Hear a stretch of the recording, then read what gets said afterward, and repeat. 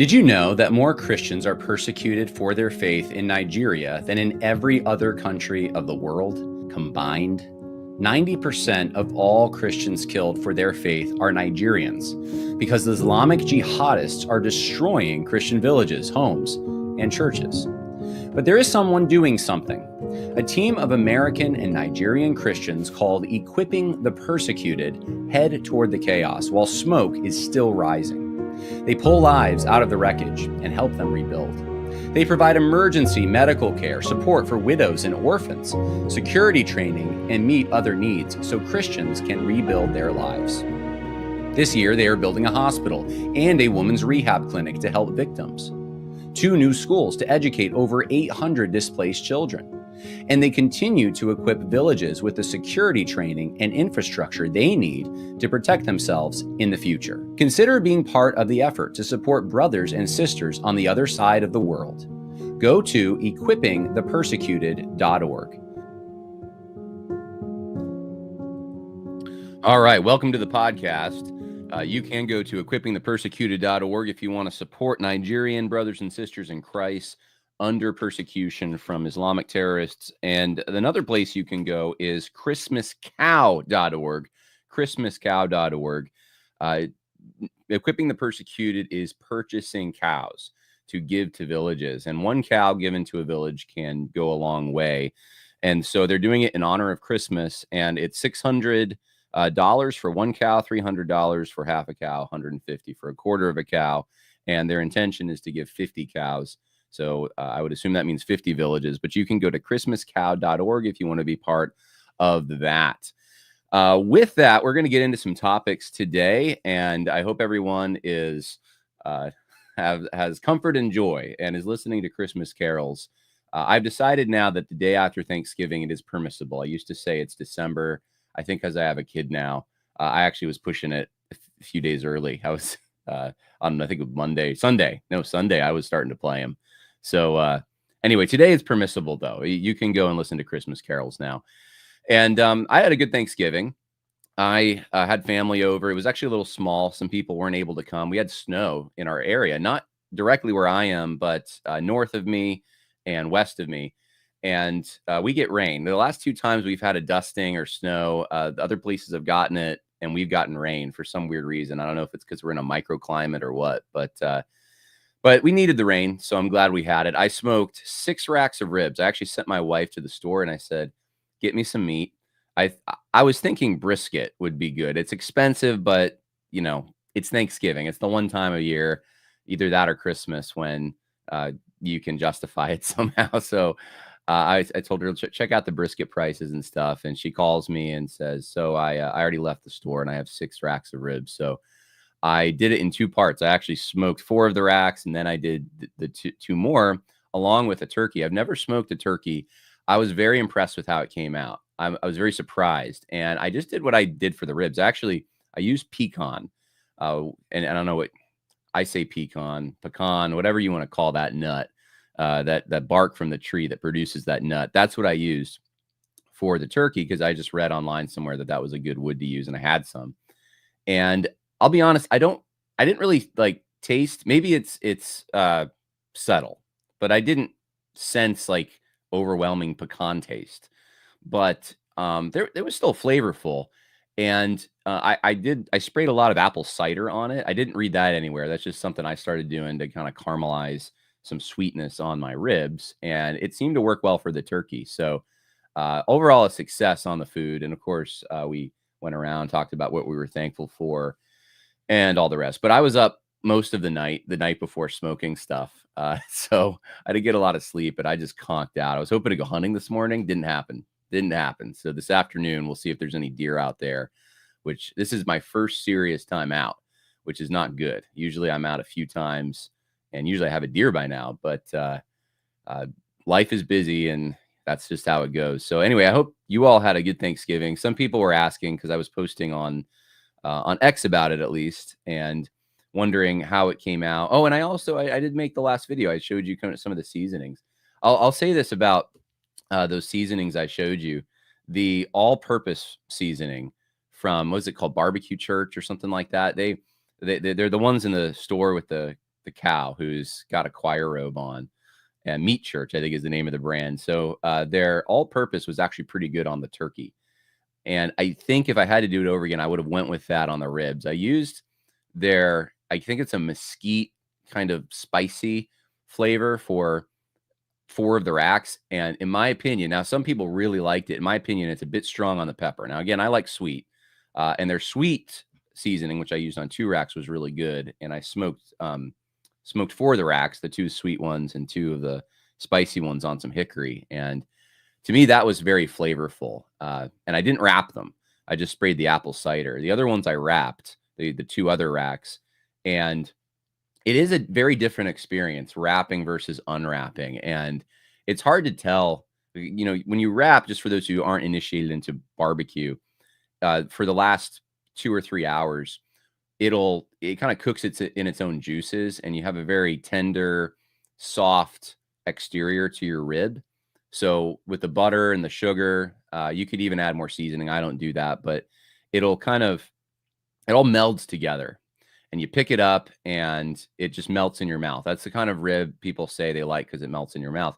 If you don't wrap it though, and the longer it goes, the harder that shell gets. So it becomes like it changes the texture somewhat, right? So you're biting through first this caramelized, if you spray like I do, the apple cider, this caramelized layer into the skin, which is a little bit tougher. It's a little bit more of a barrier, and then the smoke ring hits you. And I think I like that a little more, but not everyone does. My wife likes it wrapped. So there's my barbecue lesson. And yeah, someone asked if we'll do a podcast where I'll be out in the smoker showing you stuff.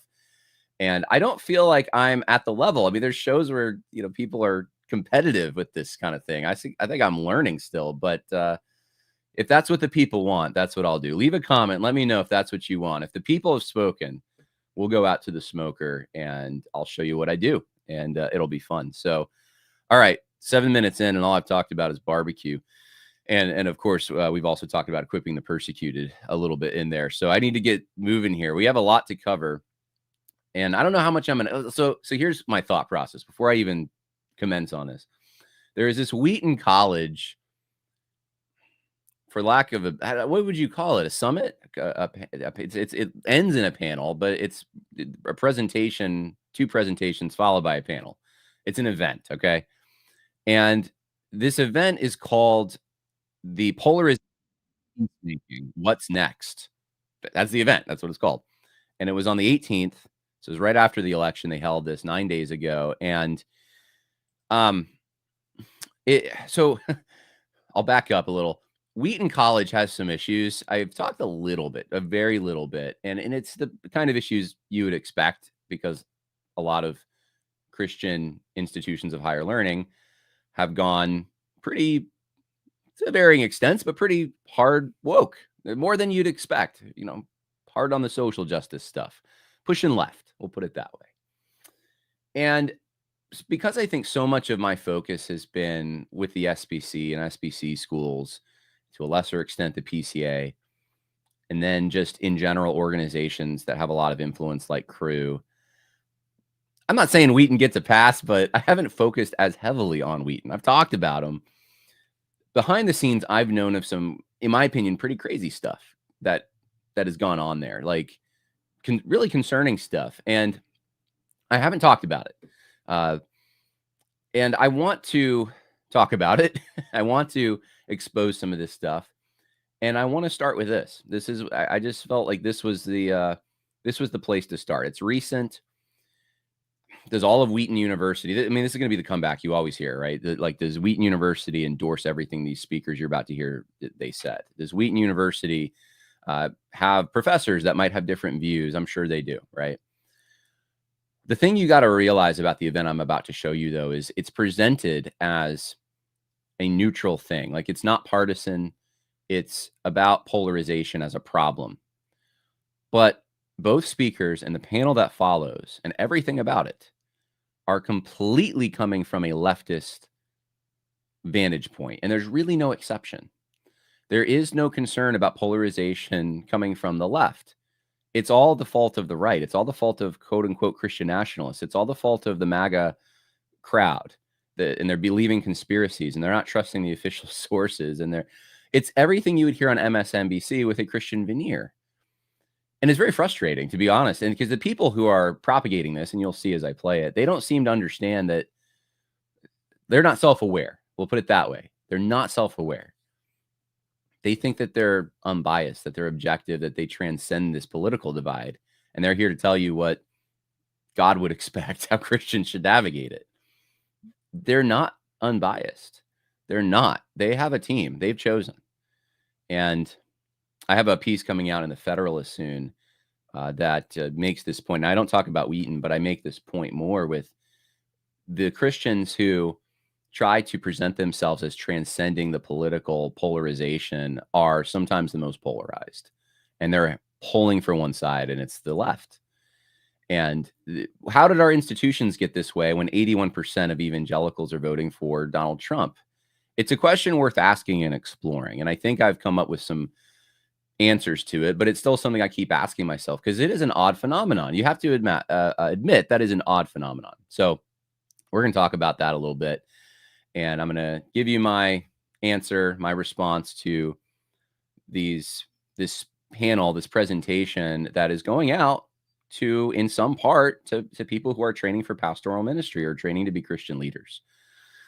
So I will take, by the way, any questions today. This is kind of a loose, not a free-for-all, but it's I got my ball cap on. I'm not being that serious today. I didn't put the collared shirt on either. I got a t-shirt. I'm just hanging out with you the day after Thanksgiving.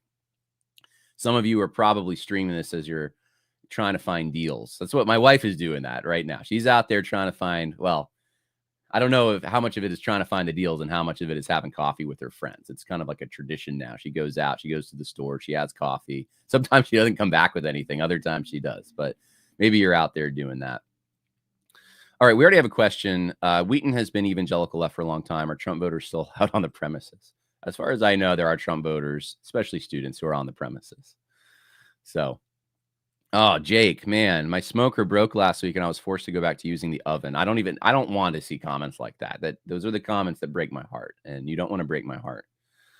Drop that smoke video. All right. Well, we got some requests for the smoke video. You know what I'd love is if Meat Church sponsored the podcast. That would give me more incentive to really show you how I'm using their product. So maybe I'll put a post out there. I'll do it right now. How about I do it right now? You can all go, since you're live streaming. Some of you, at least. Some of you will listen to this on the re-record. We'll find Meat Church on X. And there it is. I found it already. It's just at Meat Church. That's the most simple handle. And I'm going to put a tweet out there. Meat Church, I would like to sponsor your products or your seasonings or we'll say rubs. Let's talk. PM me. All right. Now, if you want me to do more barbecue content, you can go to my X account right now. It's the last tweet. I just put it out there and reshare that. And if it gets some traction, maybe we can get something going. All right. Have you talked about the Antioch Declaration? I'm confused about the racial animus that people like James White talk about. Yeah, I did. I did a podcast. It's long, about 2 hours, 20 minutes. One of my longest podcasts. And I am very frustrated in it. I don't have any notes. I don't write anything down or put a show to get like a slideshow. I just kind of talk from where I'm at. And I read through it and I express a lot of frustration with it. So if you want to go watch that, that will hopefully help you understand where I'm coming from on it. I have told people that I don't plan to talk more about this. I may, but I don't plan to. After yesterday, and I think you can't really separate these things. I know there is somewhat of a separation, but the reaction is tied together. The reaction to this, the aversion to signing it, especially, is partially because there's an outstanding issue, has been, between Pastor Joel Webben and Tobias Riemenschneider, and then the guys who shared the video that Pastor Riemenschneider put out that was attacking Joel. And of course, from the other side, I suppose, Joel, I guess some are framing it this way, that he initiated an attack on Pastor Riemenschneider. However you want to frame that, Pastor Riemenschneider actually put out a video yesterday. I was very glad that I put out mine hours beforehand, not knowing he was going to put out after a month a clarification or a second video. And all I have to say to that at this point is it makes me very sad to see where the attitudes are at and where the discourse is. Where this should be something. I agree with Aaron McIntyre, who put out a podcast about this whole thing, and this really should have been all of it. I think could have been handled much better, in my humble opinion.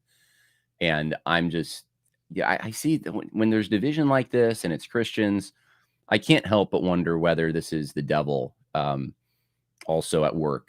I mean, that's what he wants. I mean, what did Christ want? He wanted unity.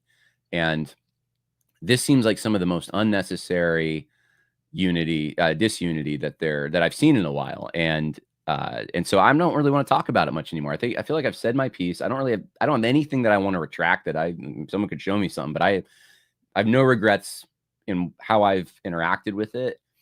And I think had I put the video I put out yesterday, today, or tomorrow about the situation, I probably would have been much harder on Pastor Tobias, to be quite honest with you. And I don't want to be harder on him. I don't want to talk about it. And there's a lot of people in the audience who are frankly sick of this. And I realize some of you that you've heard this for the first time, and it's very complicated. I was telling my dad last night, I was like, to understand this entire issue, it's like you have to listen to all these podcasts, and they're 2 hours, and they build off each other. And it's become one of those things where it's gotten to the point things are becoming complicated enough that it's just like there's sides and there's bad blood. And some people probably don't even remember exactly what all the reasons are for why that's there. I mean, that's the typical clannish warfare of like the Hatfields and McCoys, right?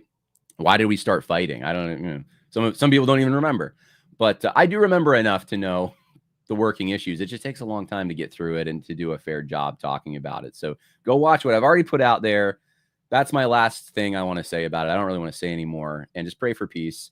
And let's enjoy the holiday season and Christmas as much as we can. All right. Thoughts about euthanasia. Okay. David Carlson for $10 being legalized in the United Kingdom. Is it the forthcoming culture war? How do you Christians respond to this? Thank you for your Antioch coverage. Very helpful. Wow. Yeah. Oof. Yeah, of course it is. Of course, it's a very serious problem. And it's legal in some of the United States as well. So they call it death with dignity. There's now, some of you have probably seen online in Europe, there's these pods that you can, in some countries, I don't know if it's in the United States yet, but you can enter these pods, and it's a suicide pod. It'll kill you, but in a way that's supposedly peaceful.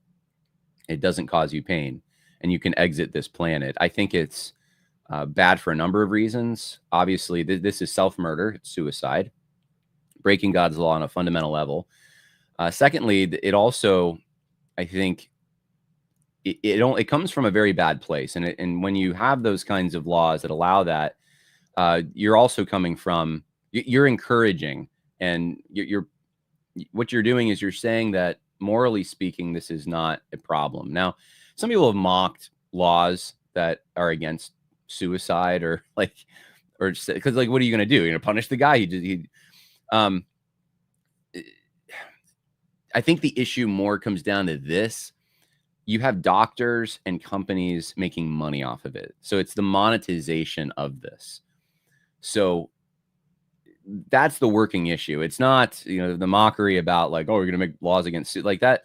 That misses the point. Like, this is, are we as a society going to encourage this kind of thing? And if you feel depressed one day, like where I live, there's a bridge not far away. There's all these signs, life is worth living, call the hotline, right? Are we going to, as a society, say, you know what, we're not going to do that anymore? Or at least we're going to send mixed signals. Well, maybe we'll still have that, but we're also going to start giving the impression that actually this is a perfectly permissible, moral, and fine thing to do. And the cost of this, I think, it's hard to quantify because I don't know of any studies. Maybe there are, but in all the situations I know where there's been a suicide, it has left absolute devastation for those who are still alive.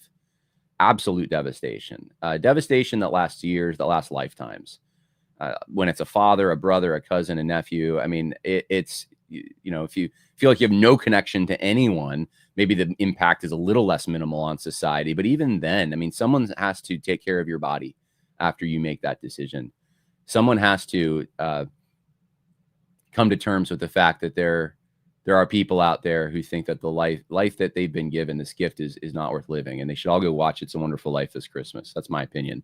So yeah, it's bad. It shows further degradation, further an attack on the creator and his plan, and that he made a mistake in creating you or creating another person. And it's an attack on the created order, just like transgenderism is an attack on the gender binary, just like abortion is an attack on, frankly, motherhood and fatherhood and parenting and the baby that's in the womb and the whole structure. It's bigger than just the one person. This is a socially wide problem.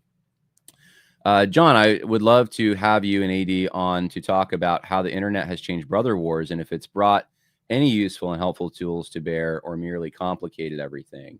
That's a good question, man. I don't know. It's something I'd have to reflect on. I think it has probably produced conflicts that you would never have heard of. It wouldn't have been a conflict. I think overall it's bad, but again, you're listening to this podcast online. It's like any technology. You can use it for good, you can use it for evil, but I think that Kruptas has made a good point on technology, because he says that once you have the technology, it changes you in ways sometimes you're not always expecting, and sometimes the net there's a net negative, even if it's like good content. Even if you're listening to this podcast, there can be a net negative in that. How does he explain it? That it shapes the way that you approach things and think about things, and attention spans and that sort of thing. So, I mean, I'm of the opinion I wouldn't be doing the podcast if I thought that all technology was bad and all podcasts talking about issues are bad. I think there's potential for learning and probably being confronted with information and solutions even to problems that you never would have heard of if we didn't have technology. At the same time, though, I think overall there is a negative net effect. And it's hard. I'm in this position of being in a spot where I'm using technology. And at the same time, I want to go back in so many ways to pre-modern ways of understanding, thinking, and living. And some of those ways cannot be brought back. They're not compatible with a technological society. And I'm someone who's grappling with that and very aware of that, and probably in some areas blind to it. But I'm thinking through the creative ways that because it's not slowing down, and it'll get probably even more ramped up with AI. I'm thinking of creative ways of trying to get away from some of the media impact we have and the short attention spans and the news cycles that last 2 seconds, while also engaging in a minimal way with the useful and helpful things that all of that can bring you. How do you cope with smoker cleanup? I probably am doing it wrong. I don't like the sprays, so I just use a power washer. So I just kind of like clean it off with the brush, the racks, and then after a few months usually, because it depends how often you're smoking, but I'll just like get a power washer and really clean it out. All right, we're gonna get into physiognomy. I hope I'm saying that right, or am I saying that right? Physiognomy. Yeah, I think I'm saying that right. Physiognomy.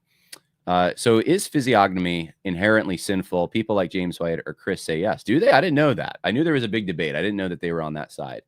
I'm going to get into that in just a moment. We're going to get into that before we get into the Wheaton stuff, even though we're 24 minutes in. A lot of questions coming in. I'm surprised how many people are online right now.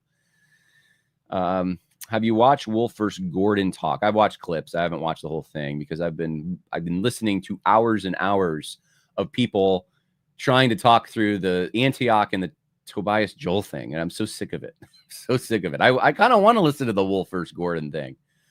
All right. We're going to get there, Truttle. All right.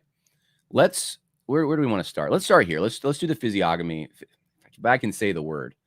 I don't ever say that word in normal circumstances. It's something I only read online, so I've never actually had to pronounce it, I don't think.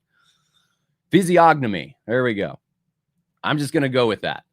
let's talk about it a little bit. So there is a debate. I'm not going to talk about sides. I guess apparently James White and a guy named Chris are on one side of it. But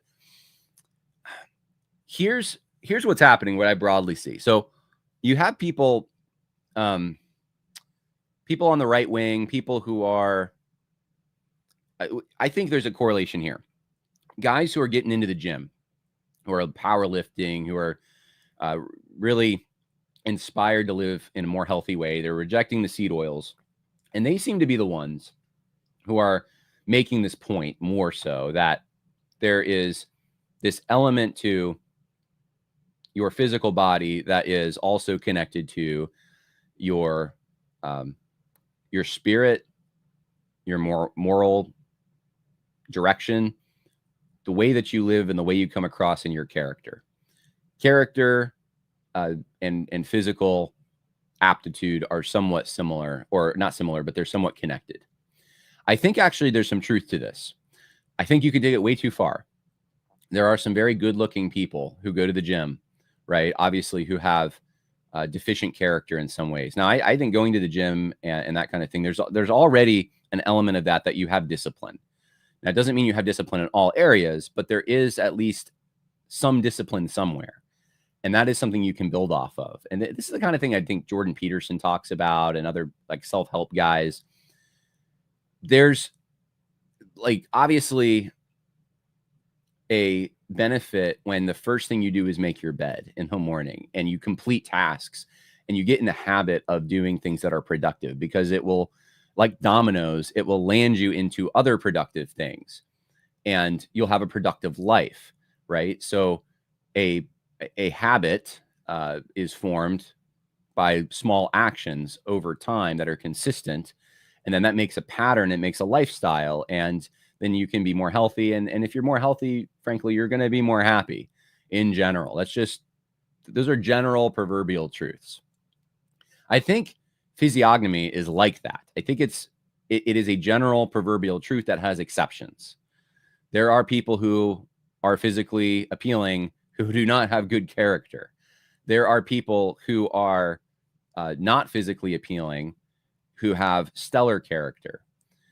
I think a lot of this, though, comes down to, it's not like someone who got burned up in a plane crash, right? That's not what they're talking about. They're talking about usually like character and life decisions, moral decisions that correlate to or associated with or have an impact on your physical appearance. Let me give you an example of that. So you are someone without self-control. Because you're someone without self-control, you don't eat healthy. You eat sugar. You eat the things that taste good to you. And because of that, you'll do it in front of the television and you don't actually have an active lifestyle and you're constantly being entertained, right? And because of that, your mind turns to jello because you don't use it. And you outsource your thinking to other people and your attention span decreases. And because of that, you start to look a certain way, right? You get soft. It's not just a matter of having weight, but you're soft in that way. That weight isn't coming, you're not out there doing work on the farm and you're burly. That's different. No, you actually, you're soft. You become useless for physical activities. You can't actually go help someone move because you don't have the strength, and you can't hardly help yourself move because your body's in a particular state. And this is going to have an impact on you. If you're someone who is, and it also make you unhappy, to be quite honest with you.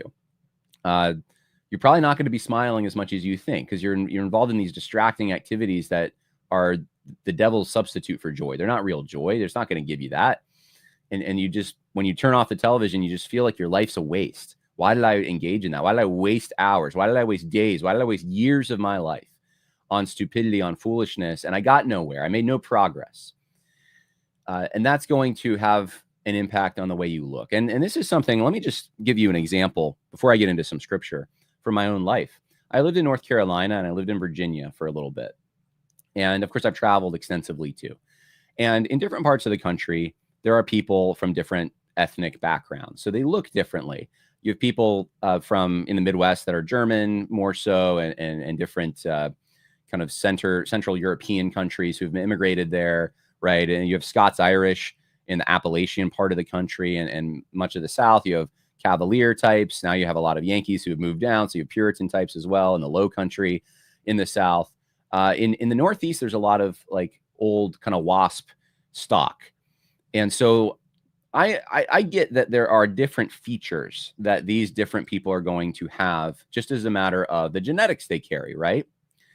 But there is something else that I think is also very determinative. And I don't know to what extent it is. I just know I sense it more than I can probably articulate it, but I'm going to try.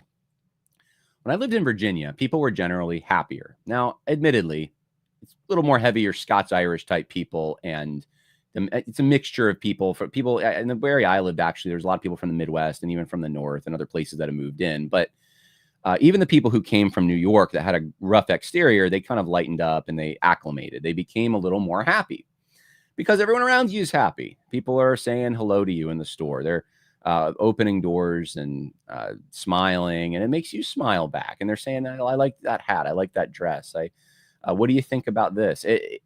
You have connections with the humans around you. You're not so isolated. And the metric for living life is not so much your bank account and how successful you are, what position you have. It's more, who are your people, where you're from. I even someone in Virginia asked me that, who are your people? And I think there's a happier lifestyle. Hey, it gets dirty on the farm, but we can slop around with the pigs and have fun. Like, not everything has to be perfect, and not everything is about impressing other people. So in the North, and especially New York has a reputation for this, it's the rat race. You are judged by your car that you drive and your account, your bank account, and these kinds of things. More so, there is more stress. There is more pressure. There is a higher cost of living that's hard to meet. So you have two breadwinners in the home, right? There's a whole host of things, and the culture around you is not helping. If they're not, they tend to pull you down more so. I'm telling you this as someone who's lived with the experience of it, not someone who's speculating on any of this. It's just true. Doesn't mean there's happy people, but there's less of them, at least publicly.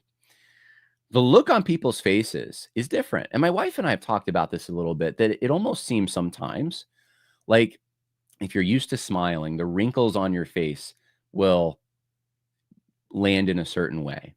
When your resting face may be different. If you smile a lot, than someone who frowns a lot, who's not used to smiling, who's constantly under pressure, who's right. And so what is that? Is that physiognomy? Whatever that word is.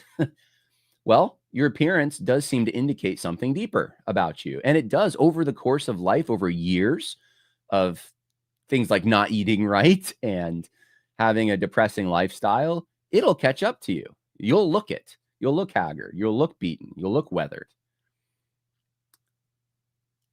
And you'll be the kind of person that's consistent with that look. Now, this is general. This isn't specific to every situation. This is just in general. You sense it. You feel it. When you go from the South to the North, I'm telling you, you start to feel it. And I remember one time I came up for a visit, and I said, I smiled, said hello to someone, because that's just what you do in Virginia. And this person gave me a scowl, and it kind of took the wind out of my sails. I realized, oh yeah, you don't do that here. People think that you want something from them if you do that. You just be careful with that, right? And that's not good, because we need to encourage that. We should be friendly, but it's so different. The lifestyle is so different. I remember when I was looking for colleges, I visited Liberty University. This was an undergrad. And then I was I'll just say it. I was at Western Connecticut State University like the next day. And I remember on campus looking around, and I was a young man at the time, and I obviously wanted to find a wife. And I'm looking at the way the girls dressed and presented themselves and looked at Liberty. And I'm looking at the way the girls dressed and presented themselves and looked at WestCon. It was a huge, huge contrast. And it wasn't just the way they were dressed. That was like, at WestCon, it was like kind of like in the morning. It was like, who cares what I look like? Whereas at Liberty, they put a lot more effort into how they looked. But it was also just the looks on their faces. You could tell, you could just cut it with a knife, the depression, the sadness at WestCon. And so I think those things exist. We all know this. We all know this, that those things exist, that life on an individual level, lifestyle matters. On a social level, those kinds of things matter. And so let's get into the biblical stuff real quick, and then we'll move on to the Wheaton stuff. I think it would be foolish to think appearance does not factor into things like leadership, right? But it is certainly not the most important factor. So King Saul was tall and handsome, right? People praised Absalom for his looks. King Nebuchadnezzar chose to educate young Jewish men who were not only intelligent but good looking. It's all in scripture. And it seems to be, just in our experience, and scripture is no exception to this, that there is a natural human tendency to gravitate towards people who appear healthy, strong, and beautiful. Yet appearance, as we know, can be deceiving. So the Lord chose David, who was ruddy, who was had beautiful eyes and a handsome appearance. That's what scripture says, to precede King Saul. King Saul was good looking. So was David. People often will try to say, well, looks is deceiving. God looks at the heart. Because look at King Saul. He was a head taller, and yet, well, look who God exchanged him for. Someone who scripture and it describes this for a reason, that he was ruddy, he was beautiful eyes and handsome appearance. That's who God chose. He also told the prophet Samuel not to consider appearance or height, because God sees not as man sees, for man looks at the outward appearance, but the Lord looks at the heart. So what do you do with all this? I think this is a difficult problem for institutions that are trying to produce leaders, because what we've seen in Christianity and in other institutions is the production of an image, and they're cheap to manufacture. So you have fashionable optics, and this is, I think, one of the hampering us from understanding this is we do live in a digital age, again, technology, where you can very cheaply kind of mimic, copy, produce someone who looks like they're all these things because it's a big show, but internally they're not. They're not really all of those things. And so you have stylists, and you have video editing, and even you have airbrushing on magazines at the store and that kind of thing, right? And so we're suspicious when we see someone who's almost too perfect, because we think that there's a problem, that they're like, they must have some problem somewhere, right? And this wasn't always the case. So technology, I think, has made this a little more difficult in some ways. But I think these two things are not in conflict. God sees not as man sees. God looks at the heart. You can have a heart that is rotten and have good looks. At the same time, we see a pattern of, generally speaking, leaders, and even when God chooses leaders, tend to be good-looking people. And I think often the examples brought up to prove that this isn't a factor actually prove it's a factor. For example, I see people online saying that, what about Jesus? He wasn't a man of appearance that we would be attracted to him. It's really, I think that's talking about the crucifixion. I mean, he was beaten, he was marred, and that this is somehow an argument against the idea of physiognomy, ognomy. And I don't think that actually it proves what they're trying to prove. If anything, I think that's actually a separate issue, to be quite honest. It's someone who has been, from an external source, they've beaten him. I think some of the other things that have been said, like a good military leader, we'll put it this, like Napoleon, right? Like someone will pick an example out, like, hey, there's someone he wasn't tall. Well, that's just the point, though. He wasn't. That's the thing that's exceptional about him. It's when people when people say adoption proves that there's no such thing as genetics or something, like lineage or whatever, like, because you can adopt, right? It's like, well, actually, you're proving the opposite point of what you think you're proving. That the reason adoption is so exceptional and people praise it, and it's seen as such a sacrifice and so forth, is because you have a wonderful couple, hopefully, who they love these children, and they're choosing to treat them as heirs. This is what God did with us, right? Choosing to treat us in a way that we're not deserving of, we're not naturally deserving of. So it actually reinforces the fact that there is this natural spot that a child would be in, and you're choosing to put someone in that spot who normally wouldn't be there. Isn't that a great thing? It is. And it's because there is this natural family unit. Without a natural family unit, it would be meaningless. It's the same thing here. Yeah, Napoleon was a good leader, and he was short, and you can be a short leader. That's absolutely true. Some of the best leaders can be short people. They can be people who are, maybe they had an appearance that wasn't necessarily the most appealing, and they can have great character. But oftentimes, what's impressive about someone like Napoleon is the fact that they were able to be good leaders when the natural proclivities of most people is they're going to choose someone who's tall. I didn't make that rule. That's just, I mean, you see that, like I said, even in scripture. That's why people chose Saul. This just seems to be a human nature kind of thing, right?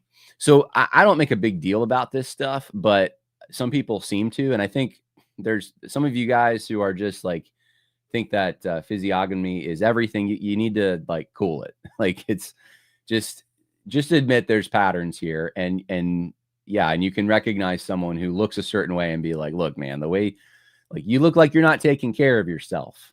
Why should we listen to you when you talk about an issue like self-control when it's like it's obvious you don't really have it? I mean, it just seems that way.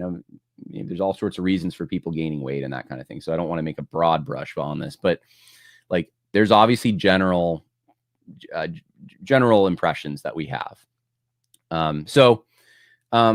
Yeah, and I'd say people who say that this isn't a factor at all, that like you should never look at someone's appearance. Like, come on. If I came in here and I was just like my beard was going all over the place, my hair was all disheveled, I looked like I just woke up. I had I don't know, like a dirty shirt on.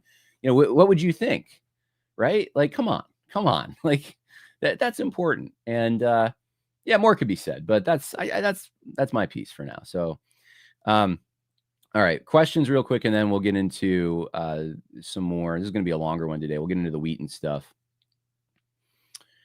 Thank you for talking positively about adoption. Yeah, no problem. I don't usually hear it. I hear it all the time. I think Christians tend to be positive about it, but I don't know where you're listening.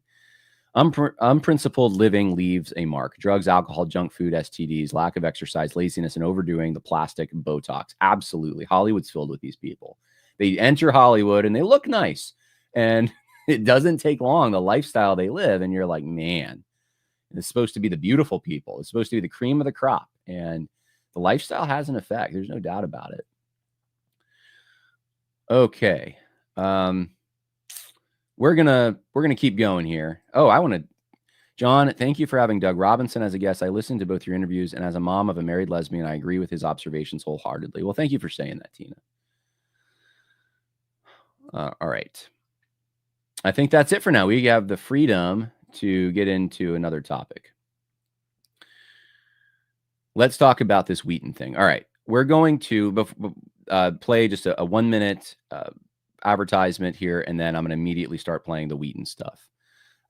So if you are a ranch dressing fan, you will appreciate the ranch dressing ad I'm about to play. And by the way, I have Lori's lunchbox packets on my desk, a whole bunch of them, and family members are getting them for Christmas. So I believe in this product very much. Looking far and wide for the best ever ranch dressing, I am excited to introduce you to Lori's Lunchbox, where they've developed the best buttermilk ranch dressing I've ever tasted. Their buttermilk ranch is made with whole foods and chiefly organic, ensuring the highest quality and freshness with every taste. Lori's Buttermilk Ranch delivers a rich and creamy flavor that will elevate any dish it accompanies, whether you're dipping your favorite veggies or dipping your hot and crispy fries or drizzling it over a crisp salad. Lori's Buttermilk Ranch is sure to become a staple in your kitchen. When I first tasted her dressing, I knew I never wanted to go back to regular ranch. I myself use it on both salad and pizza, and it impresses any guest in the Harris home. I invite you to experience the difference that Lori's Lunchbox can make in your meals. Order now at www.lorislunchbox.com. That's lorislunchbox.com. And when you first order at least 5 packets, please indicate in the notes section that you heard about them on the Conversations That Matter podcast to receive a free packet of their buttermilk ranch. Happy ranching. All right, we're getting into it. Wheaton College. This is the Polarization and Peacemaking What's Next event from 9 days ago with Elizabeth Newman and Caleb Campbell. Let's start. Down all of. All right, let's should we start? Man, how long is this? This is 1 hour and a half. We're not getting through this today. I think we'll be lucky if we get through 10 minutes. Man, I don't even know. We'll skip around a little bit. Let's just start at the beginning and go from there. Good evening and welcome. My name is Amy Black. I teach in the Department of Politics and International Relations, and it is my delight to welcome you all here this evening. On behalf of the Center for Applied Christian Ethics, the Department of Politics and International Relations, and the American Values Coalition, we are happy to introduce our event, Election 2024, Polarization and Peacemaking. What's next? And just in case you're curious, we planned this event months ago. We did not know who would win the election, but we knew that we would be polarized, and we knew, as always, that Christians would be well placed to serve as agents of peace. And so tonight, I think you're in for a real... It's funny she says this at the beginning, because you listen to the whole thing and you get the impression Christians are some of the worst examples of peacemaking. So treat to hear from our guest tonight. Before we hear from our guest, though, I first would like to introduce Nap Nasworth, who is the Executive Director of the American Values Coalition. He earned his PhD in political science from the University of Florida, and he's worked in academia as well as in journalism. He served for 8.5 years at the Christian Post, and now has been in his position for a while at ABC. So join me in welcoming Nap Nasworth.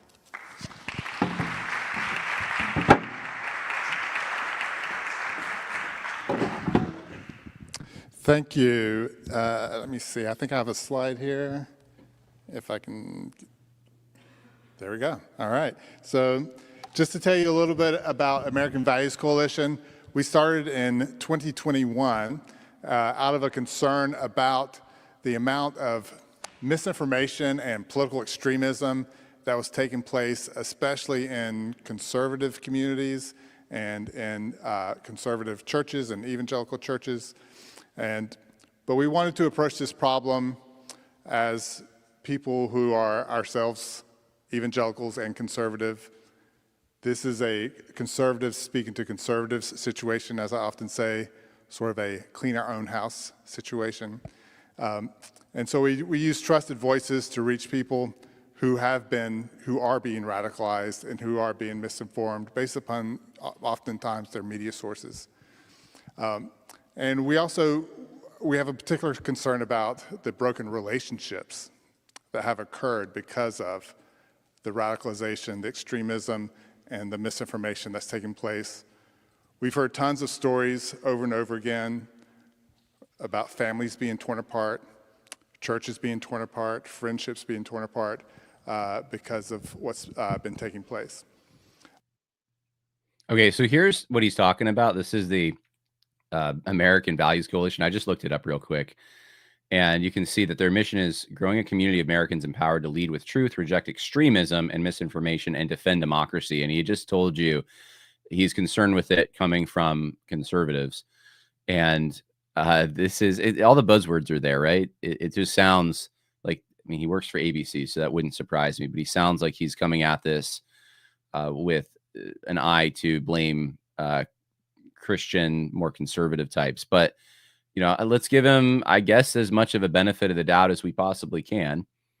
Keep listening here.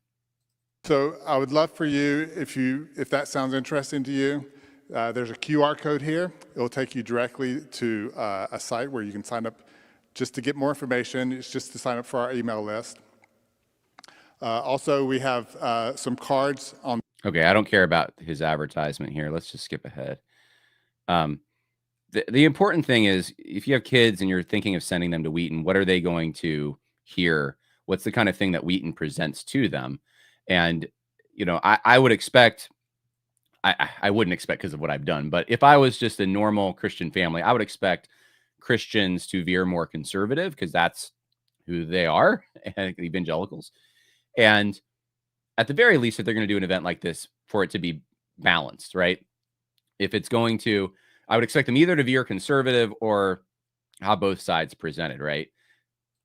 Desert Springs Bible Church in Phoenix. Okay, he's introducing the speakers. We're going to get past that. All right, so here's the first speaker. This is Elizabeth Newman, and she is a former Homeland Security official. So they have her come in to talk about this. Because we're going to talk about some dark stuff, but hopefully you'll stick through it to the end, because I am not one that likes to wallow in the dark, but looks for the light. But I want to start a little bit about my background and why I'm standing on this stage in front of you today. I came into the Homeland Security space because of 9/11. I was working in Washington, D.C. at that time, and I can still palpably remember the fear and the hypervigilance that was coursing through my body that morning. And for all of the chaos and the panic that was happening around us, we were moving painfully slow down Independence Avenue in my hatchback, and I had a bunch of friends that were crammed in there because nobody wanted to be on the metro. And I could see the smoke from the Pentagon up ahead of me to my left. And at some point, there was a gap in the buildings on the National Mall. And in my rearview mirror, I could see the Capitol. It was still there. You see, at that time, there were lots of reports that there were still planes in the air. We didn't know about the bravery of Flight 93 yet. And we do now know that that plane was most likely destined for the Capitol. This is a very heavy intro, I would say. This is, we're starting off, like, you want to talk about polarization. Let's bring up probably in the minds of most people, one of the biggest, most defining national moments that we've had since World War II. I mean, let's bring up 9/11. So at the time, we were expecting much, much worse that morning. Like so many in my generation, 9/11 changed my career path, and I swore to do whatever I could, answer phones, get coffee, whatever, to make sure that terrorists never struck the homeland again. And for the next 20 years, it was my honor to be a small part of the counterterrorism community. But then it did happen. Terrorists did attack the Capitol. They killed 5 law enforcement officers. They injured nearly 150 others and caused $2.8 million in damage to the Capitol. But this time, they had invoked my faith to justify their actions. Instead of Allahu Akbar, God is greatest, which was the phrase Muhammad Atta instructed the 9/11 attackers to use, it was a weirdly dressed man known as the QAnon shaman shouting, "Thank you, Heavenly Father, for gracing us with this opportunity," and invoking the name of Jesus Christ to close the prayer in the United States Senate. That dark afternoon in January, I was watching people from my community complete their rage-fueled metamorphosis into violent extremists. And I mean my community quite literally. Of the 1,561 people that have been arrested so far, 121 came from my home state of Texas, and about 40 of them came from the North Texas counties I lived in or attended high school in. But it's broader than just geography. They were people who, like me, grew up listening to Rush Limbaugh, cheering on the advent of Fox News. They were Christians who, like me, were told that a real Christian could only vote Republican, of course. There were Christians who, like me, had been told America's rejection of God and the loosening morals would lead to a country in decline. God will remove his blessing from America, just like he did Old Testament Israel, and this will be catastrophic. This is what I was raised on. This is what I believed till about 10 years ago. All right. Realize what's going on here. She's she's making a few jumps, but she's tying a number of things together to try to make this argument. She's starting with 9/11, which everyone universally agrees was an attack. Then she compares it to the attack on the Capitol. That's how she frames it, at least, on January 6th. And so that's the first thing that I would examine and say, I would laugh that out of the room. To be honest, she should be laughed out of the room, frankly, because that's a ridiculous comparison. And the only way to try to make it work is she's got to try to upplay how much damage and how many lives were lost. So she says 5 law enforcement officers lost their lives.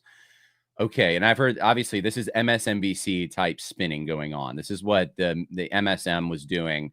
I don't even know if the whole MSM was doing it. MSNBC and the radical left outlets were doing this, where they were saying that 5 people were killed. Yeah, there were some people who died afterward who they've categorized as their deaths were related to this, which, it's really, at the very least, you'd have to say disputed. But there's only one person who died in that entire thing that day during the actual event, right? And that was not someone in law enforcement. That was Ashley Babbitt, who apparently, I guess her life doesn't count in this. I don't know. And if they were really attacking, I mean, there's so many, I've talked about January 6th. We're not going to go into that anymore, but it's laughable that she tries to make this comparison. And then to try to talk about this extremism, which is she's going to go on to talk about, with skipping over all the left's actual attacks, actual property destruction, the largest insurance payout this country's ever had. It wasn't a hurricane. It was the 2020 protests. There is no acknowledgement of any of that. The left is by nature, they have at least a wing that is by nature violent. The people who went in on January 6th, if they were by nature violent, there would have been a whole lot more deaths. There would have actually been weapons there, right? Why weren't there? How come these people who went in there didn't have firearms? They weren't there to kill people. And the only one killed is one of their own. That's really curious. A lot different than 9/11, but she has to try to make this tie. And the second tie she makes, and she wants to tie what happened on January 6th to normal, everyday Christians who listen to Rush Limbaugh, who are going about their life thinking Republican Party is the only option for a Christian to vote for. Obviously, on issues like abortion, that's been quite the take for a long time in the religious right circles. She wants to blame them, wants to blame red state America, people that she's lives with in Texas, and so she's got this. She's like whistleblowing on her own group. And so that gives her somewhat of a legitimacy. Like, these are my people. I understand the thinking behind this because I guess a huge part of the country thinks this way. And that would make you scared, wouldn't it? If you really thought that Rush Limbaugh listeners who live in red states who are Christians, which is a fairly large group, could any moment do a 9/11, right? And you have someone on the inside saying this is how they are. Frankly, it's disgusting. The event should have been ended right then. This is an insult to the people who sacrificed so much and paid for their children and paid to build up Wheaton College. It's an insult. Like, are Christians the only ones who like to pay for people to come in and insult them? Because it seems that way sometimes to me. Like, well, not me, but these institutions that claim to be Christian, that had some Christian roots, they seem to really enjoy it when someone comes in and tells them how terrible they are. Very interesting to me that this kind of thing is acceptable. Would it be acceptable anywhere else in any other institution? This stuff has to end, obviously, but it seems like it's just being ramped up, and the Trump win is not promoting any kind of self-reflection here. This is my community. How do followers of a religion based on radical love, the kind of love that says if someone slaps you on the right cheek, turn to them the other as well. The kind of love that says love your enemies and pray for those who persecute you.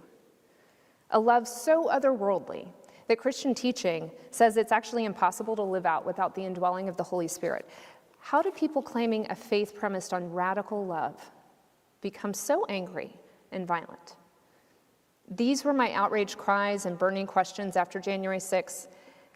How did Christians embrace extremism, the field that I had worked in for 20 years?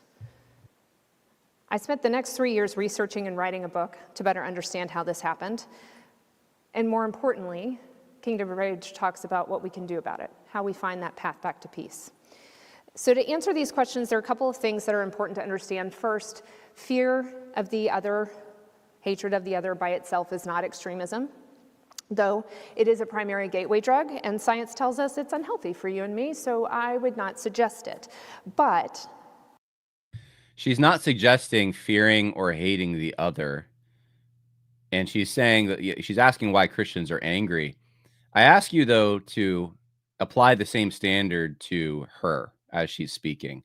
Is she making any kind of separation here between herself and the good Christians who don't have that hate and fear, and then the bad Christians who do? Are they the other now? And is it okay to demonize them or to be angry at them? If that's the gateway drug, then I would submit to you, she seems to be on her way uh, to at least, I'd say she's just taking the gateway drug. She's on her way to more than just the gateway drug here. So apply the standards that these lefties have to themselves, and you'll see that it's very discrediting. Extremism is something darker. It's the belief that your success or survival requires hostile action against the other. Hostile action. It's not the belief that I've got to go vote or pray, run for office myself. The only answer is hostile action. Now, what is hostile action? Hostile action is on a spectrum. The lower end includes non-criminal behavior like bullying, harassment, threats, intimidation, discrimination. And the upper end includes criminal activities, vandalism, destruction of property, hate crimes, terrorism, and genocide. And people don't just jump to becoming a terrorist. They always start on the lower end of the spectrum, and then they advance up. Not everybody, smaller percentages advance up, usually asking themselves some sort of question. Am I doing enough for the cause? Or having a leader suggest, you're not doing enough for the cause. And if the answer is, no, I'm not, they might progress to that next level of hostile action. Elizabeth, are you doing enough for the cause? Are you doing enough for this cause against extremism and Christian nationalism and the horrible people that are calling themselves Christians out there? Are you doing enough, Elizabeth? Oh, I just lost my place. I got to go find it now. We might enter at a different point here, but you can pick up where this is going. America's rejection of God. Okay, I think we already heard that. Let's go forward a little bit. And includes criminal activities, vandalism, destruction. Okay, we just heard that. Let's go forward a little bit more. Now I'm going to oversimplify here. Radicalization is not linear. It is rather complex. But when you boil down all of the academic research into the causes behind various people that have joined terrorist groups or committed terrorist attacks, the most common unmet needs are belonging and significance. So when these basic human needs go unmet, we become vulnerable, more cognitively open to the narratives of extremism, and often this occurs activated by some sort of crisis or event, an experience of humiliation, a loss of control, uncertainty, a sense of unaddressed injustice. Now, have any of you experienced uncertainty in the last 4 years? How about loss of control? Maybe loss of a loved one. COVID was really hard. We like to forget it because it was so hard. It challenged our ability not only to have community, created that great uncertainty. It definitely. She's creating uncertainty. This is the funny thing to me. Like everything she says, I'm thinking, right, so like you guys are stoking the flames of this, and you're giving the impression that there's this huge group of Rush Limbaugh listening Christians in red states that would just go attack the Capitol and kill people and do a 9/11 because they're uncertain and they're trying to find a way to cope with the uncertainties and insecurities of their life. That's obviously crazy. There's no reason to think that's a real threat out there that's of any significance. But now you're creating uncertainty in the minds of people sitting in that room, and you're making them worried and concerned for things, frankly, they shouldn't be. And there's much, much bigger threats out there that are being completely ignored. I'm going to skip ahead a bit. I know many of you are like, my ears are bleeding. Let me skip ahead like 10 minutes in this talk, and we'll see where she's at. Black Americans at a top grocery store in May of 2022 wrote in his manifesto that he was not a Christian, but believed in needing to restore a Christian culture. I really think it's critical for us as Christians to be aware of this fact, that we actually have extremists who are intentionally walking a fine line. They are savvy about this. All right, I know what she's talking about. That was in Buffalo, and so I'm going to tell you something about this that I don't think I've shared. I might know more about this in some parts of this than she does.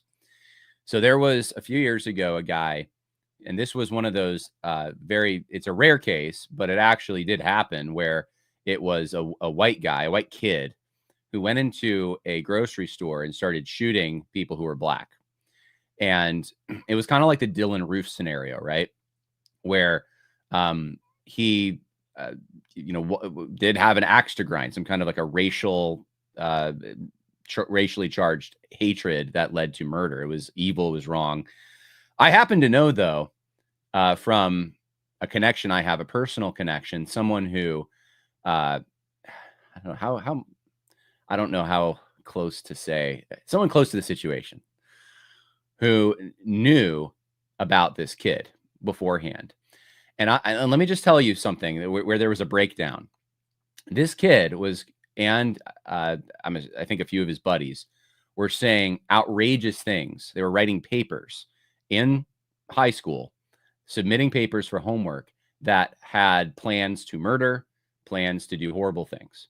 They were violent, and this was known, and it went, this is what I was told, at least from someone who I trust, who's very close to the situation. This went unreported. It had to do with the dynamics today in schools, and New York schools, I think, are, from what I understand, particularly bad for this, where basically the teachers can't hardly do anything. They can't touch the kid. They can't discipline the kid, obviously.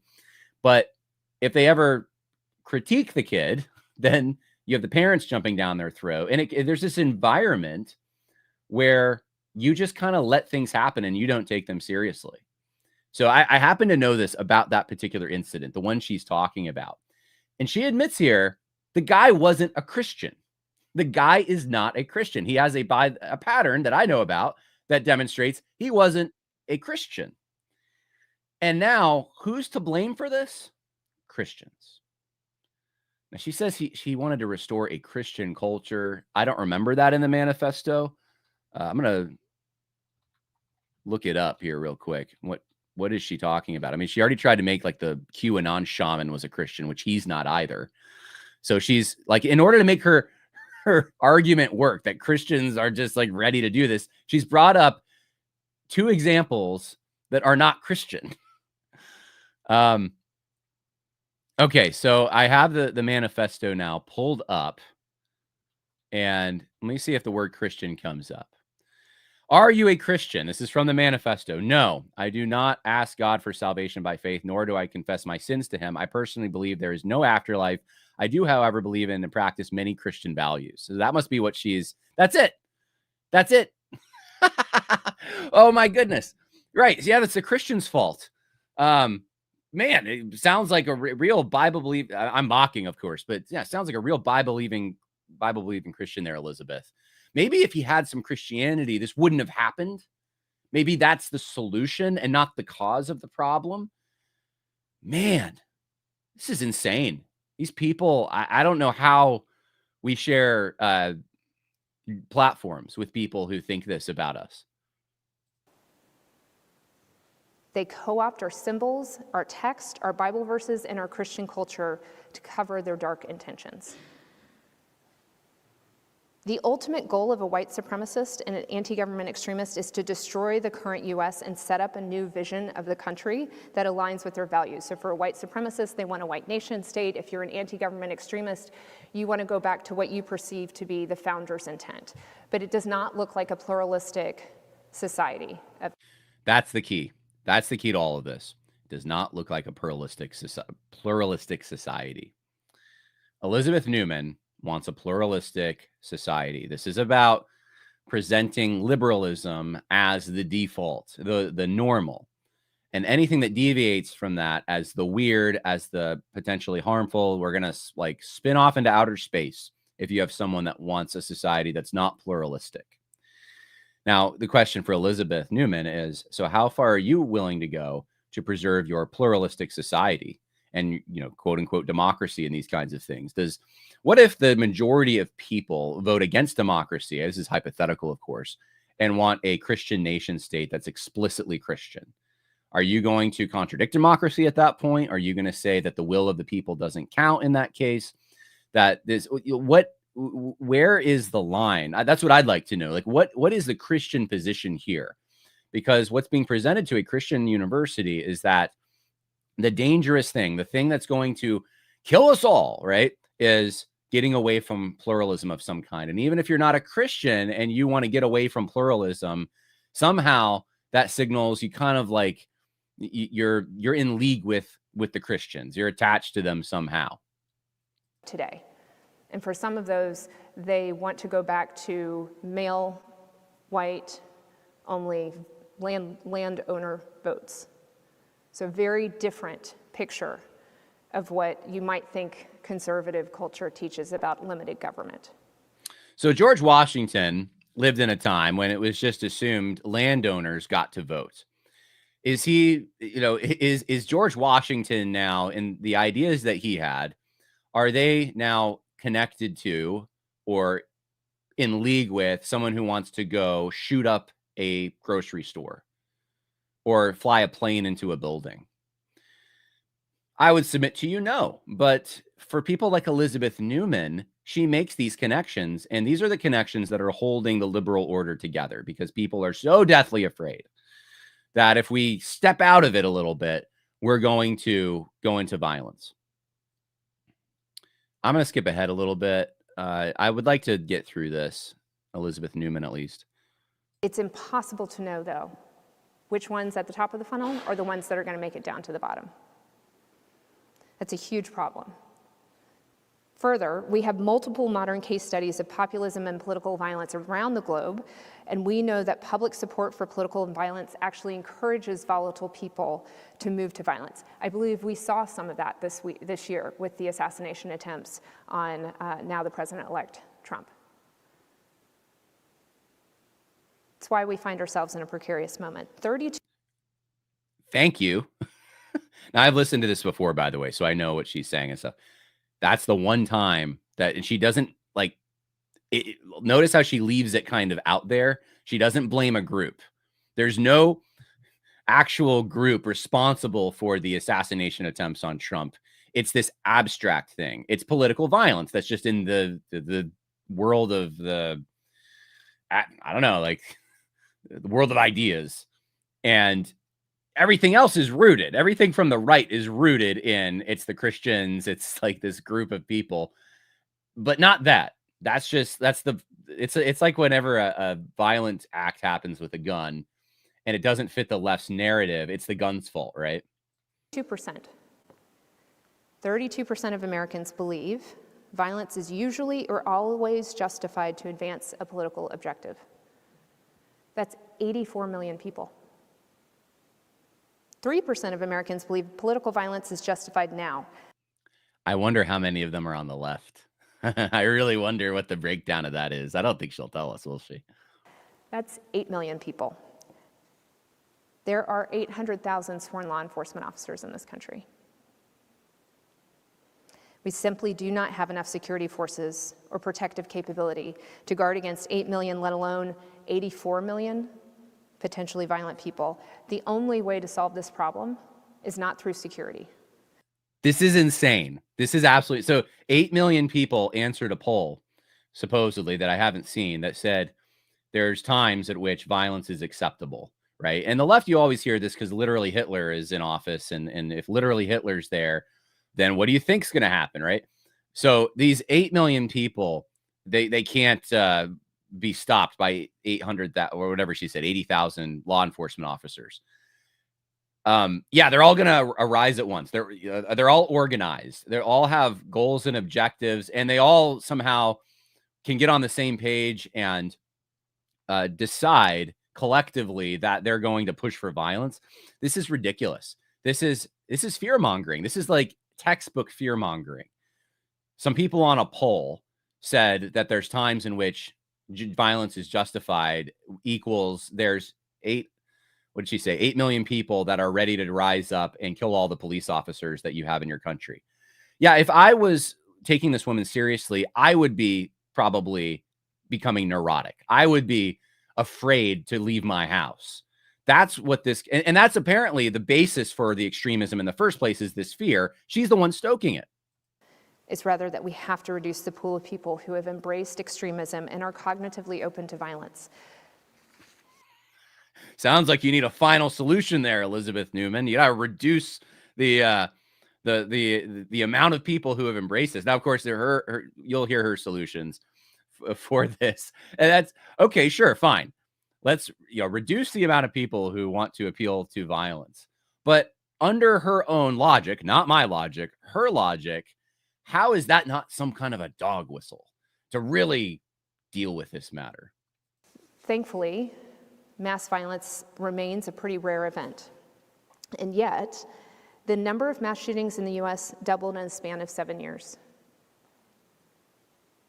Were you tracking that? Yeah, how many of them were in 2020? I wonder a little bit.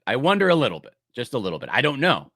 But this, and I haven't read that stat, by the way. My understanding was they were going down a little bit. So could this be the Ferguson effect? I wonder if that has something to do with it.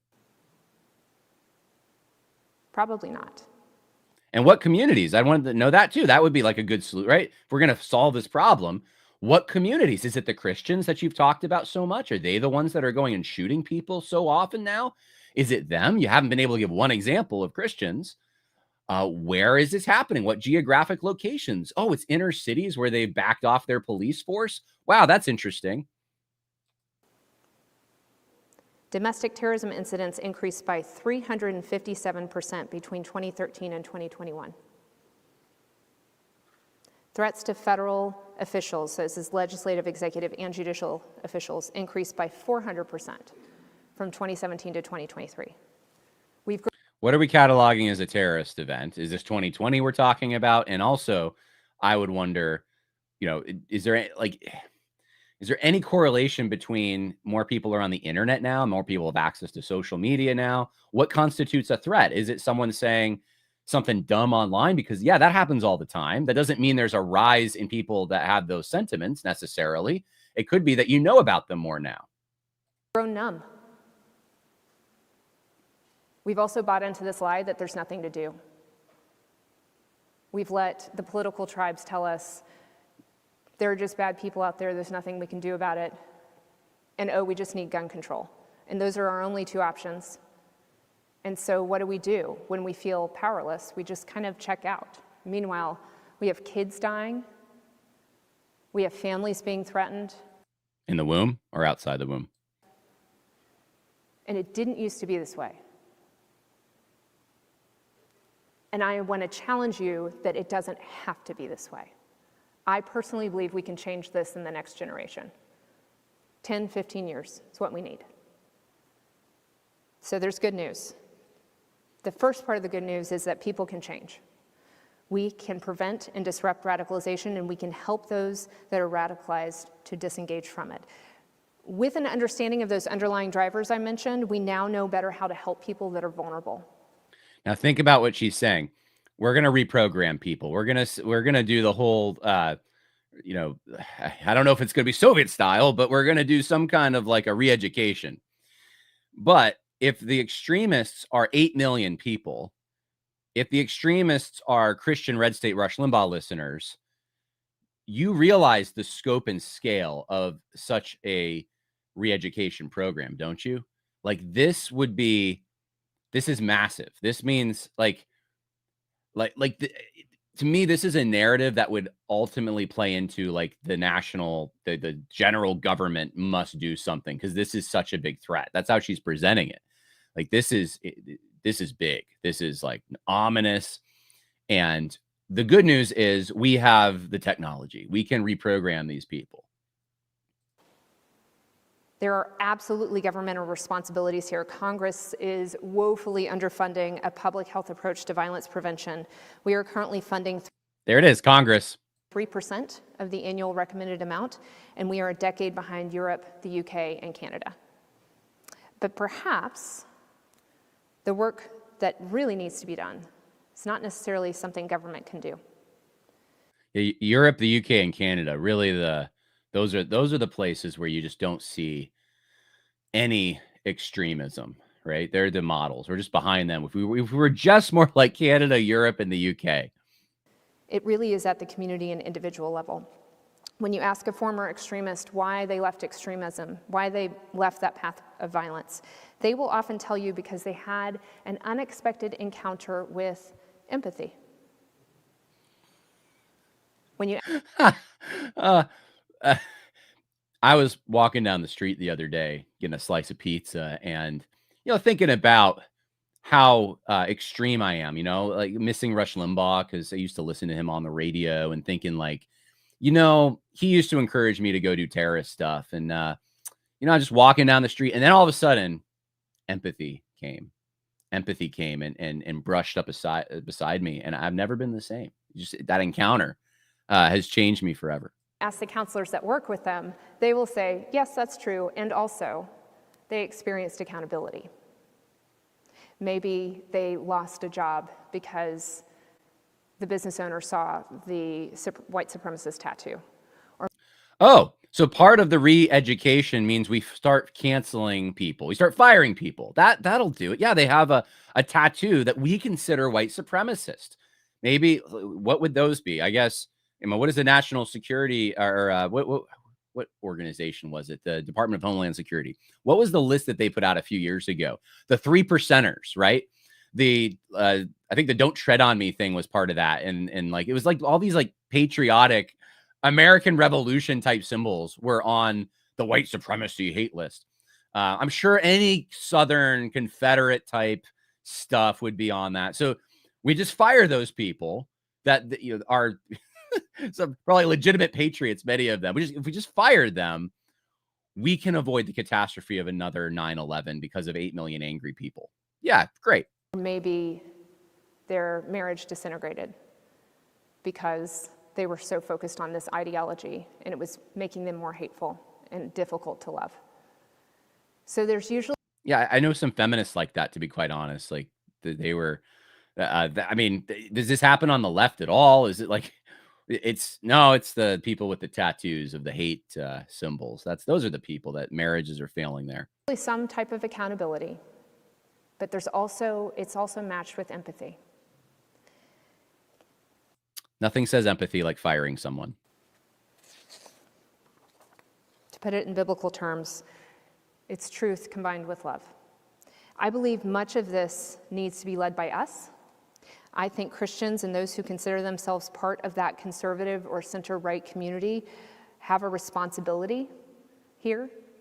We need to see the damage that has been done. We need to repent of our role in it. And I would challenge you not to brush that aside. So she's telling Wheaton College, we, as in collectively Christians and this institution, are somehow responsible for the extremism, everything she's talked about. There's a responsibility Christians have. They need to repent of. It's a sin. They are in sin somehow.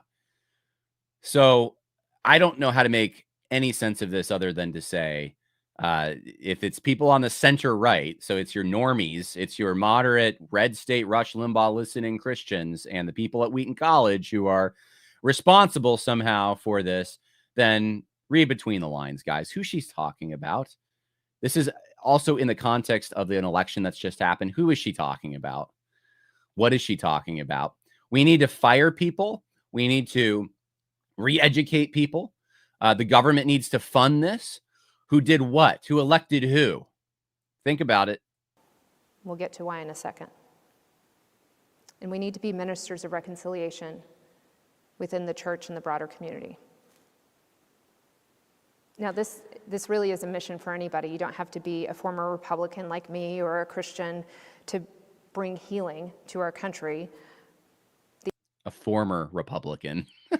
The epidemic of violence is actually driven by many other factors that have nothing to do with the Christian community. It's directly tied to our individualistic and isolated culture. It's stripped us of deep community, and our hyper-achievement culture sends these signals that you don't value unless you accomplish something that matters. So it's not just the fact that you're a Christian, that you're guilty and need to repent. It's also you're an American. It's your culture, because we already heard that Canada, Europe, England, so far ahead of us. It's this hyper individualistic culture, which oftentimes when people on the left talk, they're talking about this is American individualism, man. So, man, it's just we got to be reprogrammed on such a fundamental level. The Christianity, the individualism, it's just, man, how do we not cascade into outer space? Or at least you can make yourself appear like you matter on Instagram. For a variety of complex reasons, despite the unprecedented amount of individual freedom we now have, it is actually harder to meet our needs of belonging and significance. She's right about that. She is right about that. And the question, I guess, would be, so how do you restore those communal bonds that have been broken? Is it by firing people and re-educating them? Is it, what is it? What is it exactly that's going to do that? And I would submit to you, and this is what I've been pushing, is you got to think local. You got to restore voluntary organizations. You need to solve your problems in-house. Don't run to the government for them. But her solutions are run to the government. She wants more of what is damaging those communal bonds. The message of this American dream, the message that the world has sent us, told us, it's failing us. And our kids, especially young men, are feeling it the worst. So there it is. The American dream is to blame. It's all the things you guys like are to blame. She's going to say barbecue's to blame next, and I'm going to lose it. Each of you in this room is very, very unlikely to go out and commit an act of violence. But here's my challenge, and here's where I want us to reflect and be open to repentance. I think that we have unwittingly contributed to the milieu that breeds extremism and incites violence. There are the maybe outward ways, the way we treat our fellow human beings, particularly if we disagree with them, particularly if they're from a different political tribe. It's also like what you're doing now. Also, when we harbor contempt in our hearts towards others, that contempt finds its way out in our actions. But here's the thing that I think most of us are probably guilty of. It's our inaction.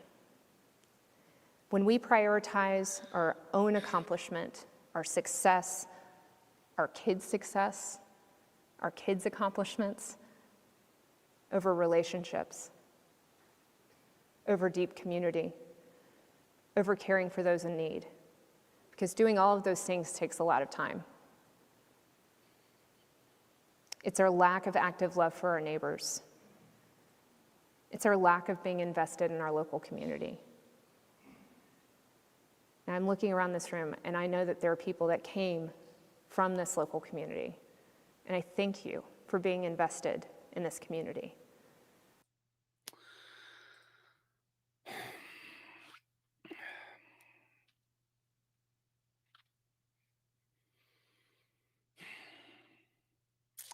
You guys all want your kids to do well in life. Shame on you. Shame on you. Got to stop investing yourself in your progeny and start investing in your community. What does that sound like to you? I just can't get away from the fact that this sounds like almost every 20th century totalitarian. Like, so here's something. This is cool, right? Cool to think about. Jesus said, if you love family more than me, you're not worthy of me, right? And what's the interpretation of that? Was Jesus saying, don't love your family? No, because that would contradict so many other things in Scripture. Jesus is saying that your love for him supersedes your love for those who you are most closely attached to. That's why there's a significant thing that Jesus, that's why it was powerful when Jesus said it. I'm the God who made you. I am, allegiance to me is the fundamental, most important thing. Every totalitarian government, okay, and I don't care if you're talking about ones that are framed as right, the ones that are framed as left, whether you're national socialists, international socialists, totalitarian governments, 20th century totalitarian governments, now 21st century totalitarian governments. The thing that they want from you more than anything else, and I would have to say liberal governments in the West. Just read The Demon in Democracy, right? By Legutko. It's the same thing. Arrived at, I think, through a different path. It's more gradual. But the thing they want from you is ultimate allegiance. It's veneration. It's basically worship, though they are not going to use that word because they believe in a separation of church and state in liberal democracies, at least. But they want you to elevate their principles of democracy and pluralism. And then in the case of other totalitarian governments that don't have that, whatever principle, whatever enchanting principle they have, the Volk, the will of the Volk, the party and what the party wants, like they want you to put that in the position that Jesus put himself. You must hate father and mother, turn them into the Stasi for the sake of loving the state, for the sake of loving this organizing principle that we knuckleheads with our abstract ideas that we thought up that don't even have good precedent half the time in any kind of traditional or experimental sense, but we figured out the key to organizing a society. You got to love those things and the people who give you those things beyond your family. I'm hearing echoes of that here with Elizabeth Newman, right? She would say she's probably arguing against the extremism that comes with totalitarianism and so forth. And to her credit, she did say get involved locally. But what she's saying, though, her solutions are we're not funding this on the national level enough. We need to spend less time on our children and more time in our communities with loving other people, and that means even attending the event that she's speaking at. This is our big problem: is we're just loving the proximate people to us. We're spending more time on our own betterment, on our children's betterment, on the things proximate to us, and we need to be more focused on the things that are a little more distant from us. And if we do that, then we'll avoid all this stuff. You need to love those things above what? Your children? I mean, your children's success is what she's talking about. But what parent does not want their children to be successful and isn't willing to sacrifice everything so their children can be successful? I'm sorry if and everything with the exception of what? The one organizing principle it's not even a principle, it's a person, Jesus Christ, right? That's what Christians understand, that Jesus takes preeminence. But every parent worth their salt has a natural instinct, and frankly, as on the level of providing a God-given command to make their children successful on a certain level. You should be concerned with that stuff. And frankly, I'm more concerned about my kid's success than I am the success of my next door neighbor. And I'm not apologizing for it. And, these people, Elizabeth Newman, these people that have these fancy ideas, they think that are going to just solve their problems, they end up making more problems. So your kid grows up and what? Dad didn't want my success. Dad was too busy with other people. Now, what is the kid going to be like? I don't know, maybe a target demographic group for violence. These people, I cannot stand. They're supposedly experts at our Christian institutions, and they're insane. They're absolutely insane I'm not saying that she should be committed, but I'm saying what her ideas are fit for the laboratory, not fit for her ideas are fit for the classroom, not the lab. I will tell you, I find it extremely hard in my professional career, and I think it's extremely hard for young people, college students about to enter the professional careers, to prioritize this over their professional success. All right, we're going to end this thing. I want to play for you, though. This is the last sponsor, Mudhead Mama. If you don't like what you're hearing and you want your kids to have access to good resources, literature, then you're going to want to check them out. About what your children are reading, Mudhen Mama understands how difficult it can be to find books that align with your family's values. That's why they carefully curated a collection of books for the whole family from preschool to adults. Mudhead Mama offers an alternative to traditional book fairs, selecting books that celebrate truth, beauty, and goodness. With a wide range of genres, including classic literature, biographies, historical fiction, and more, their mission is to provide literature that fosters character and virtue in readers of all ages. Founded by Michelle Lazor, Mudhen Mama is committed to empowering parents guide their children's hearts and minds through thoughtful, faith-filled reading choices. For families looking to fill their shelves with mudhenmama.com today and discover the perfect book for every reader. Mud Hen Mama, where literature meets faith and values, without the Darwinism, critical race theory, and liberal agenda. Use the code Harris to get 10% off your order. Go to mudhenmama.com today. All right, a lot of us looking for Christmas gifts, and I don't know, that it looked like a little jumpy in my connection there, but mudhenmama.com, enter promo code Harris. Let's finish this off with Wheaton. If you want to change the world, that's how you do it. I'm not saying don't pursue your career goals or what God has called you to. But our lack of active love for our neighbors, that's what creates. Okay, you Christians need to repent. You don't love your neighbors. Let's skip ahead to the end here. Okay, here we go. How does she end this? To seek the welfare of the city where we have been sent into exile and to pray to the Lord on its behalf. This group probably knows this already, but it's worth reminding ourselves that term welfare in Jeremiah 29:7, it's the Hebrew word shalom,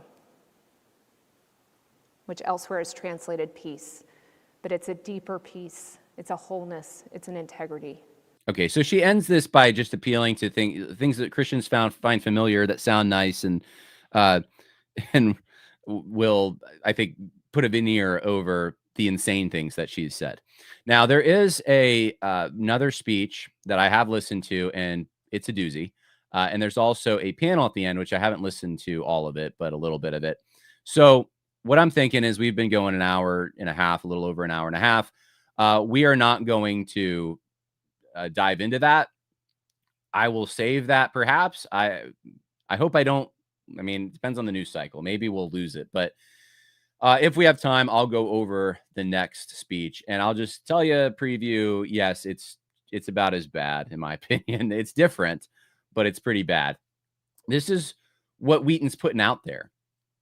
I don't know if there's any pressure that can be applied except from the outside at this point. I wouldn't send your kid to Wheaton. That's just me. I think you got to be careful wherever you send your kids. I wouldn't send them to Wheaton if you're looking for a Christian school, to be quite frank. Not just because of this, because of other things I know as well. But that's my opinion. Maybe you can go there and navigate it. But at this point, what are you funding? And there's better options out there for your kid. I mean, honestly, Liberty University would even be a better option than Wheaton to send your kid. So let's end this. Oh, someone said insert I ain't apologizing GIF. You know what? I haven't played it on the podcast, but maybe I should just play it. I know I released this video on the channel, so some of you already saw it, but I haven't played it on the podcast. And for those who don't know, yes, I've recorded 10 songs in Tim Bushong's studio, and I'm going to release the rest of them. We're hoping for a January 1st date for the whole album, but I did release one song early just because it was before the election. And actually, William Wolf told me, you got to release it. Come on. He heard me play it, and he's like, you got to release that before the election. So if I can find it in my folder, we'll play the song I released now. It is appropriate for what we just listened to. And then I will just say, I hope you're having a great kickoff to the Christmas season. God bless.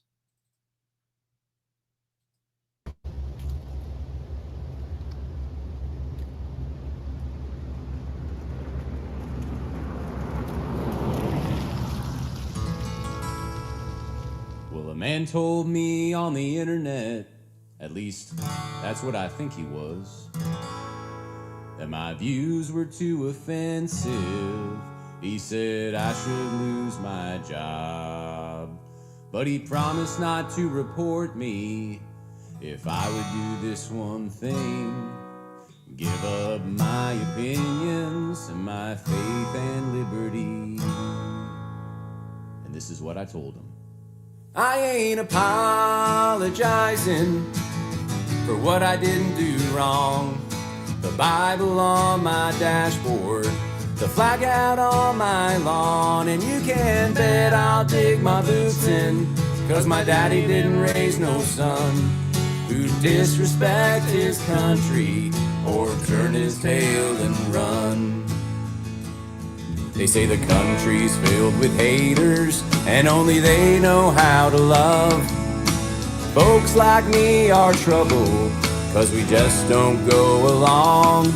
So they want to take our children and teach them how to hate the families they grew up in and how to love the state. Where could it be heading when doctors can't do their jobs?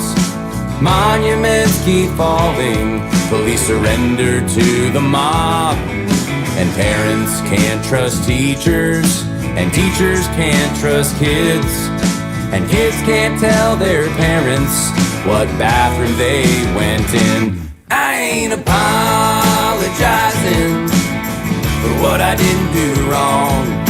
The Bible on my dashboard, the flag out on my lawn, and you can bet I'll dig my boots in, 'cause my daddy didn't raise no son who disrespect his country or turn his tail and run.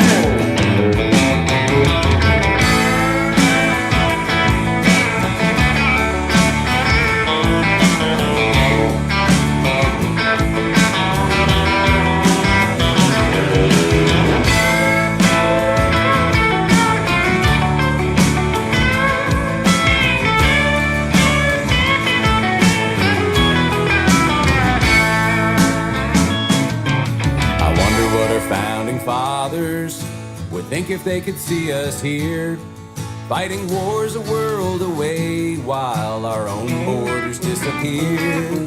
Well, I bet they'd have opinions, and I bet they'd state their case, which would likely get them canceled in today's United States. I ain't apologizing for what I didn't do wrong.